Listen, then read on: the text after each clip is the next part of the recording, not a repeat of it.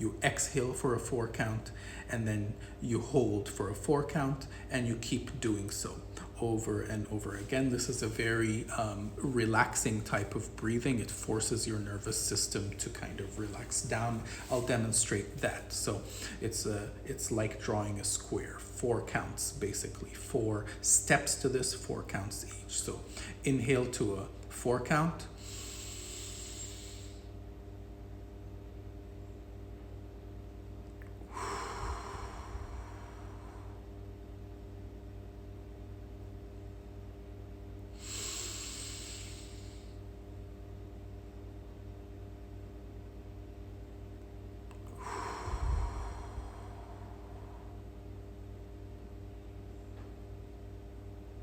Okay, so that's known as square breathing. I just did 2 rounds for you there.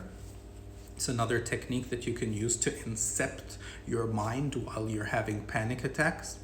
I'd like you to understand that what you're doing is you are interrupting an automatic program by giving yourself something useful to focus on, whether it's the energy techniques of tapping on energy points or just focusing on your breath. Part of the usefulness that you're getting is the diversion, the distraction. It is focusing on a set task. It takes your mind off what you're thinking about. Okay?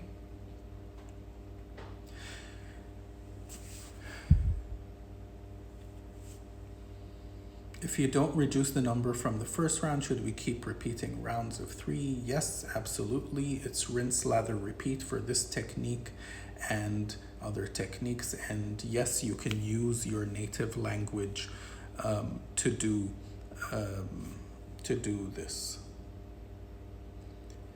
Z, I do not understand. Caffeine.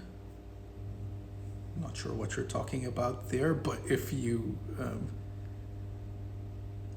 it's not too different from the 4-2-6 technique. This is square breathing technique. And the square breathing technique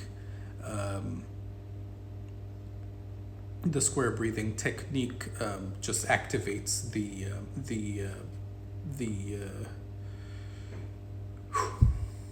what's the word I'm looking for? A vagus nervous system more directly. Okay. Another easy way to do breathing techniques is inhale to a count of 4, exhale to a count of 8. So about twice the number for the exhale than the inhale. That's also a very quick way to do this.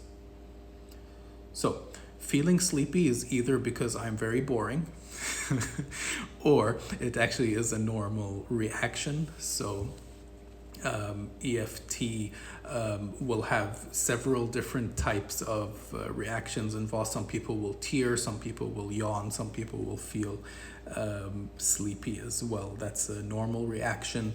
Take it as a sign that something is moving. Rinse, lather, repeat. Remember to work on your issues until that SUD scale goes down to a 1 or a 2, 0. I always push for 0, by the way, but some people just don't believe in 0.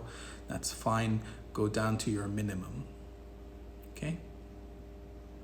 Are there specific timings to do EFT? The answer is no. Any time is a good time, but there are some times where it's really recommended to do it. So the first principle is tap it while it's hot. If you have an anxiety, if you're having a panic attack, if you catch yourself in a thought process, go ahead and start tapping right there and then. Tap it while it's hot, while the emotions are strong in you. In the heat of the moment, you're very likely to get a strong reaction or strong relief, and it's likely to be much more lasting as relief because you're not just doing it in your imagination. Another good time to practice EFT or any other self-help technique, by the way, is the half an hour before you go to bed. And that is because it kind of directs your mind and encapsulates it so that your dreaming processes are likely to also help you get rid of your problems or work on your problems, work towards your goals. So The half an hour before you go to sleep is known as the magic half hour. The last things you do before you go to sleep are likely to revisit you in your dreams. So if you're going to work on anything, the half an hour before you go to bed is a good time for affirmations, for EFT techniques, for hypnosis, whatever it may be. And then finally, of course, the first thing when you wake up in the morning, your mind is sort of fresh and you have the ability to do that. So different theories for the best timings. The general answer is there is no best time. The next best answer is tap it while it's hot. So in the middle of a reaction, once you catch yourself in a negative place, that's when you start tapping. That's the best time. And then 2 other times to do it is the magic 30 minutes before you go to bed, or the 30 minutes after you wake up. And that's just because you're nice and fresh. Okay.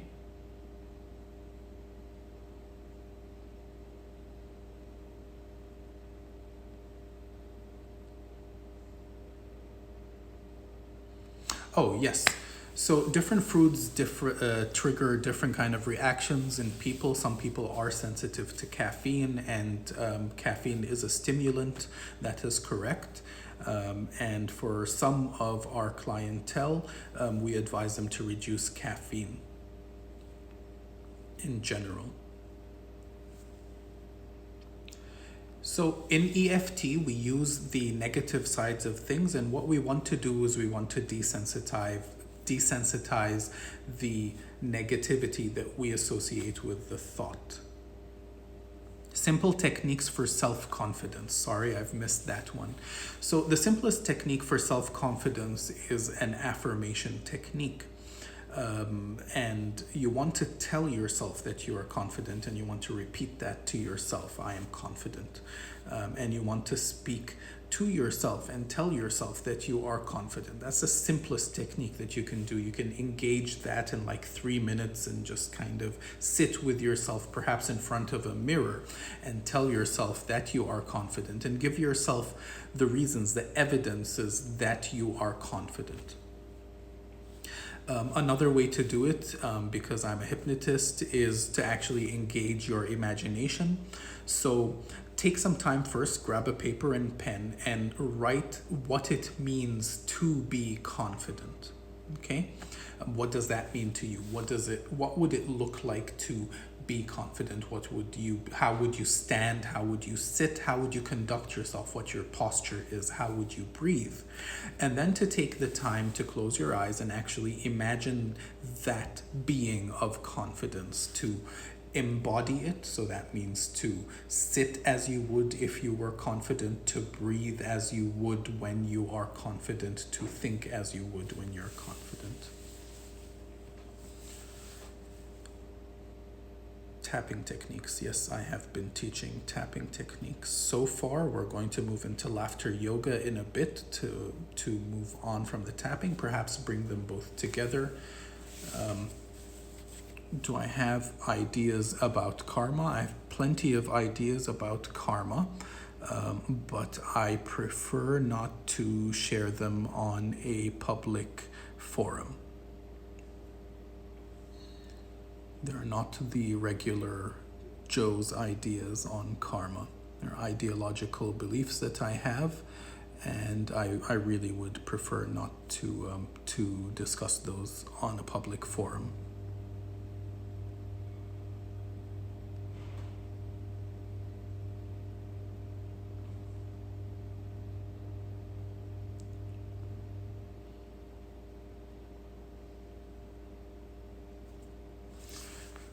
Okay, guys, so a bit of interaction here. So the roles of the energies in the EFT technique. So EFT actually evolved from Roger Callahan's TFT, thought field therapies. The energy field that started with thought field was actually a holographic field around the body. It was later taken by another individual, Gary, I forget his name, but he started EFT, and he used the energy principles from Chinese medicine, so the acupressure points as defined in traditional Chinese medicine, or some of them, not all of them. And he started to use tapping for it. So the origins of EFT start with thought field therapy by a gentleman called Roger Callahan. You can really Wikipedia most of this information. That has moved on to EFT, which has then moved on to even faster EFT, and there's many different versions of these techniques. If you're going to use EFT to help you with confidence, for example, then you want to use the sentence, even though I'm not confident, okay? Yoga is the only exercise to reduce anxiety. No, that is not true. Exercise in general has been shown to reduce anxiety. There are specific yoga exercises designed specifically for anxiety. Breathing techniques can help with anxiety, but to say that it is the only exercise that reduces anxiety is not something that can be backed up. So exercise helps reduce anxiety in general, and any workout will do. And then some are better than others. That is rarely backed up by any credible science, but different strokes for different folks. Okay, so different people like different things. It's whatever you're going to do. So for Sumaya, which tapping techniques will help me for my confidence and law energy? So I'll stick with confidence because I'm not sure about law energy, what that means. Nope, when you're tapping using the negative phrases, it is not counterproductive. What you are doing specifically is you're triggering your mind and you are disassociating the negativity from the idea. So the reality of the situation is wisdom, or Zen is the ability to consider negative circumstances without actually embodying the negative circumstances.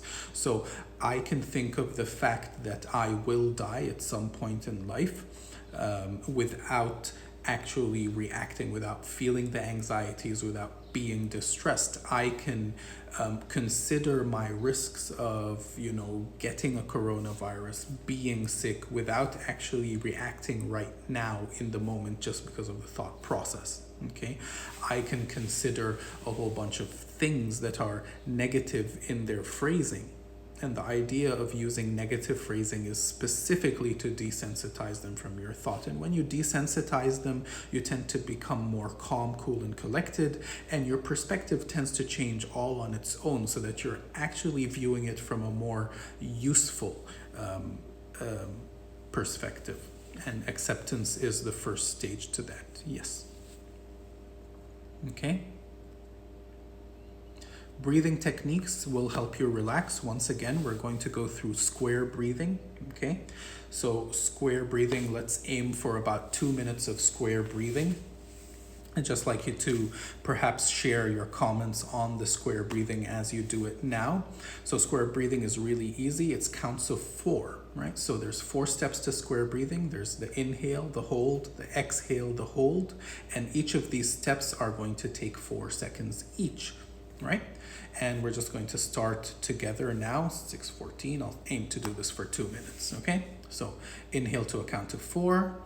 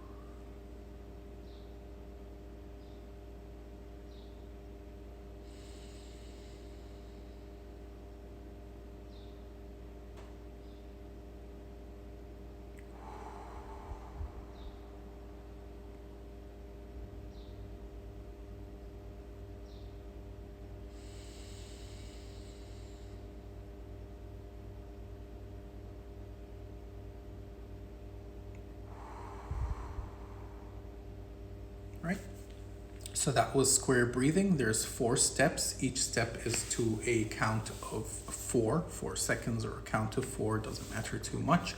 Inhale to a count of 4, hold for a count of 4, exhale for a count of 4, and hold for a count of 4. Okay, so thumbs up if you've tried it, thumbs up if you felt the relaxation, thumbs up if you're falling asleep in the middle of this.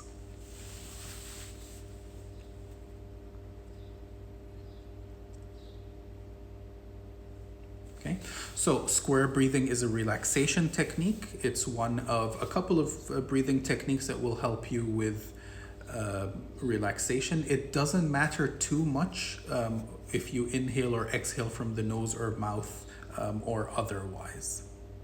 Okay, I mean, different schools teach different things. I like to keep things simple. Start doing things, do them to your comfort, and then adjust if you need to later. So inhaling through the nose, exhaling through the mouth. For me, it doesn't make too much of a difference. If you delve deep into the Eastern traditions, there's a difference between inhaling from one nostril on the other. One is a cooling nostril and the other one's a heating nostril, and mouth breathing and nose breathing have different effects. But I think that's a little bit too complex for the purposes of something nice and simple like square breathing. Okay. So for all the techniques that I teach, I say do them as frequent as often as you like, when needed or if needed. And because we only have 12 minutes left to this live production, I'd like to talk to you a little bit about laughter yoga. Okay, and laughter yoga is a really good way to uplift your moods and spirits, and I'm going to teach you how to do it, a simple technique now.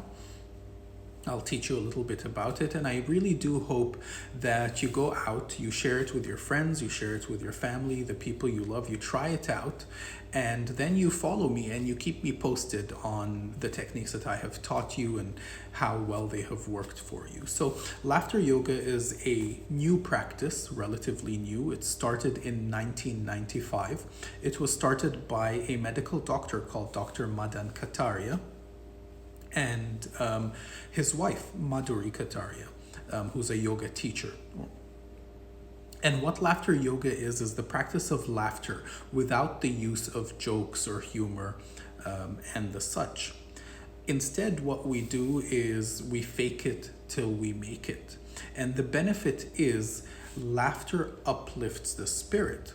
Laughter actually is some deep exercise, and there's a lot of breathing involved in laughter. I'm not sure if you've laughed deeply from your belly before for any amount of time, but it will wind you.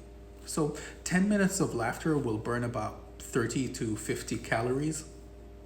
Deep and continuous laughter. And if you practice laughter on purpose regularly, what you'll do is you'll be cultivating joy and happiness in your life, right?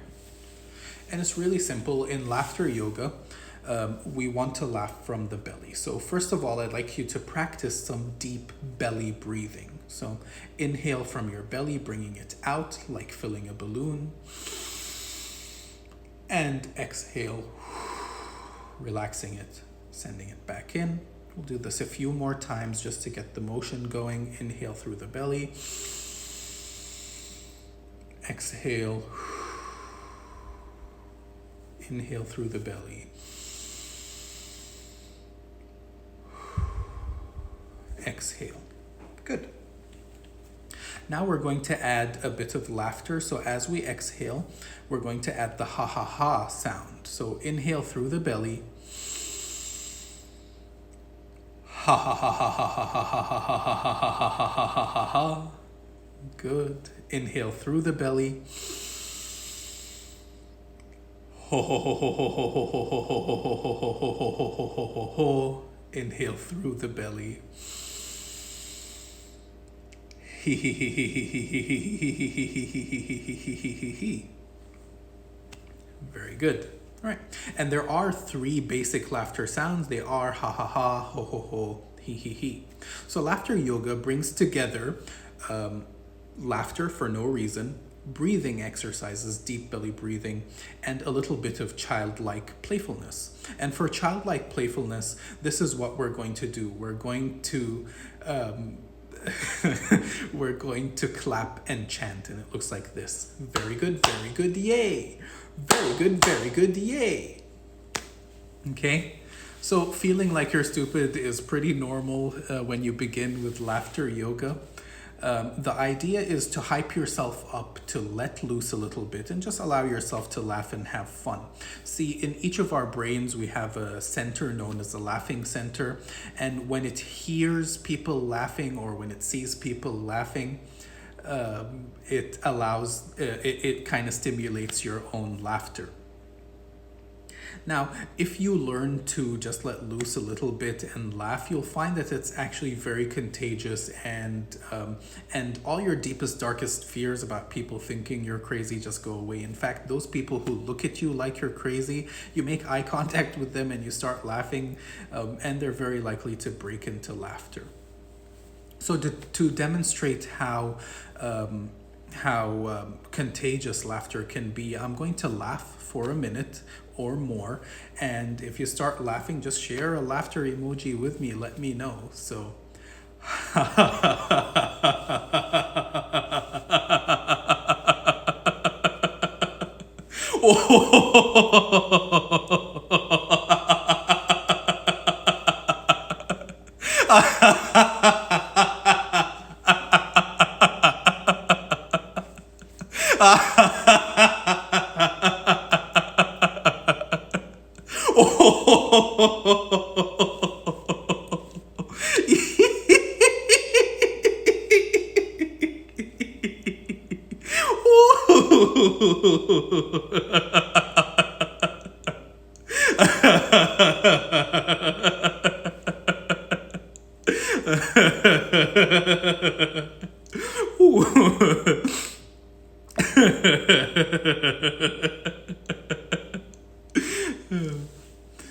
very good, yay. Very good, yay. Bless you. So I frequently get people sending me videos of their babies laughing along. Some people will find this very hard to do. All you really need to do is fake it. And if you fake laughter for about a minute, you'll find that it's very easy to do. In fact, if you sit around and just watch me laugh and just use me as an excuse to laugh for another minute, you'll find it's quite easy to do. Laughter is very easy. It comes in three basic sounds: ha ha ha, ho ho ho, he he he. All we need is a bit of childlike playfulness. Fake the laughter, it will sound true. If it doesn't, it doesn't matter. By the way, your body does not differentiate between real laughter and fake laughter. It will burn your calories. It will constitute as exercise.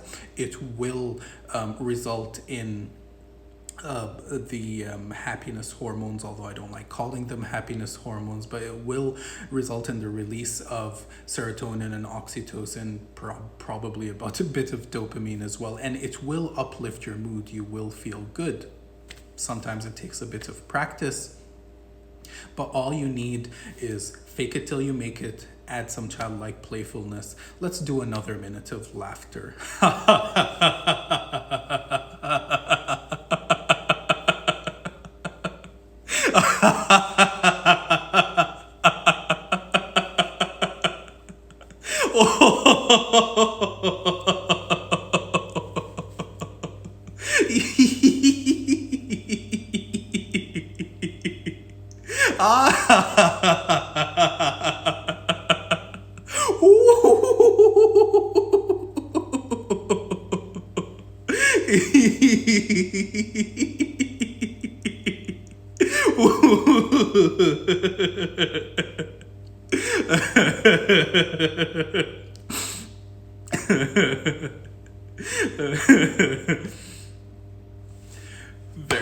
Very good, yay.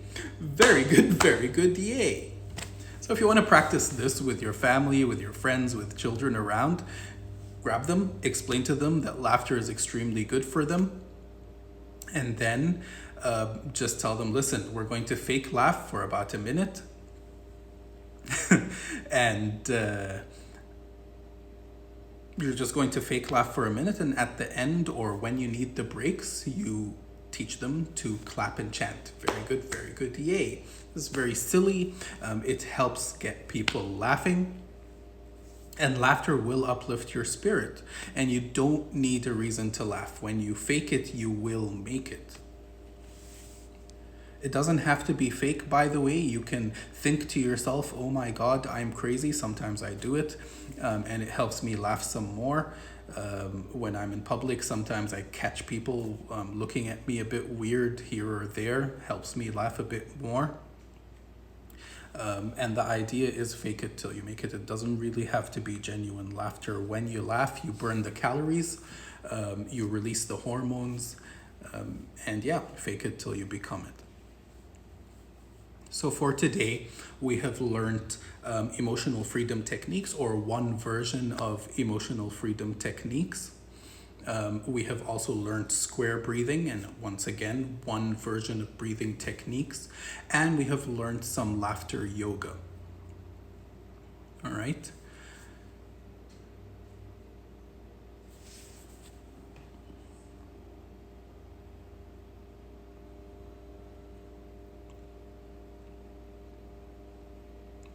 So I'd like to end this session with a word of thanks to Happy UAE, the supportive program that they have out here.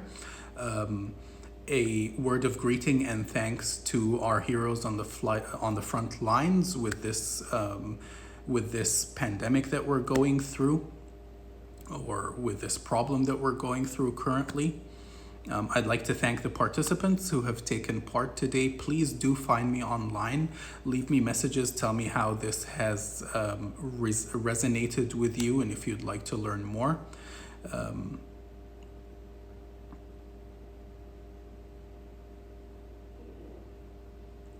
I have about 1 minute and 30 seconds remaining. So do we have a question left at all?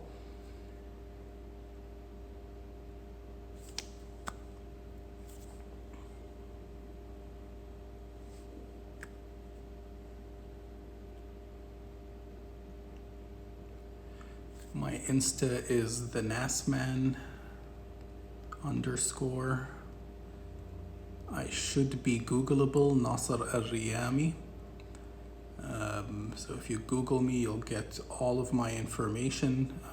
It has been added as well as part of this, as part of the promotions for this by Happy UAE. Should be tagged on all the stuff, I believe.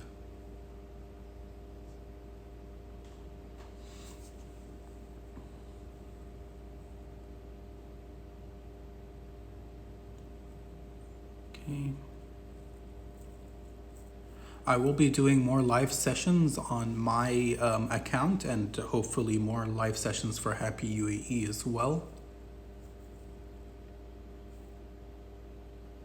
So I'm going to sign off now. Thanks so much for participating. Thank you for giving me your time.